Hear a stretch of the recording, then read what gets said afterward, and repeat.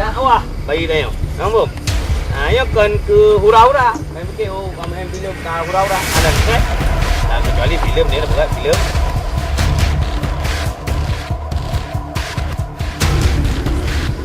Assalamualaikum warahmatullahi wabarakatuh. Waalaikumsalam warahmatullahi wabarakatuh. Alhamdulillah wassalatu wassalamu ala Rasulillah wa ala alihi wa sahbihi wa man tabi'ah. Asyhadu an la ilaha illallah wahdahu la syarikalah wa asyhadu anna sayyidana Muhammadan abduhu wa rasuluh la nabiyya ba'dah. Jadi mujahidin mujahidah Bandung nyo kan piasan. Dan lagi berah berkelamnya filmnya dakwah bagi tengok. Nampak?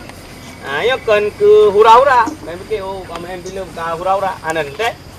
Kecuali filem ni bukan filem. Filem cinta, ya.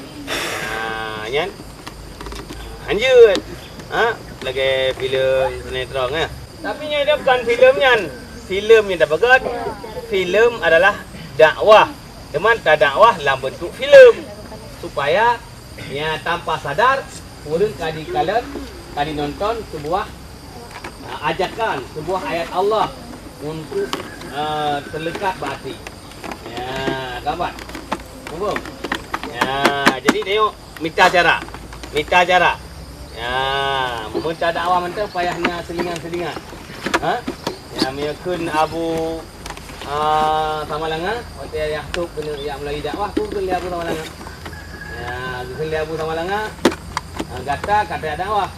Ini ibarat tak tulang buah nak mit. Ya, tulang buah nak mit kita payah pelalai. Ya, tak pelalai.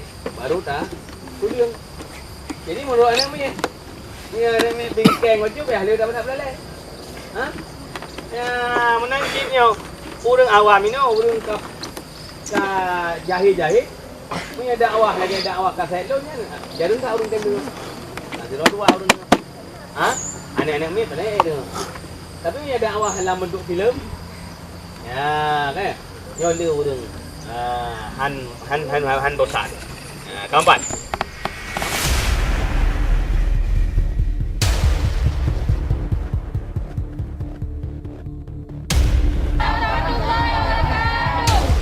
Jadi mulai untuk malam getahnya harus siap tak kawal rumah habu baik sampai di damang musuh. Kiban siap? Siap.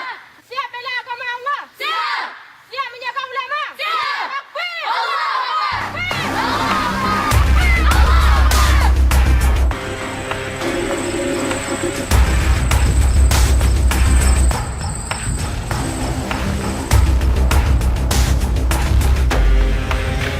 Yo, mereka orang saya macam.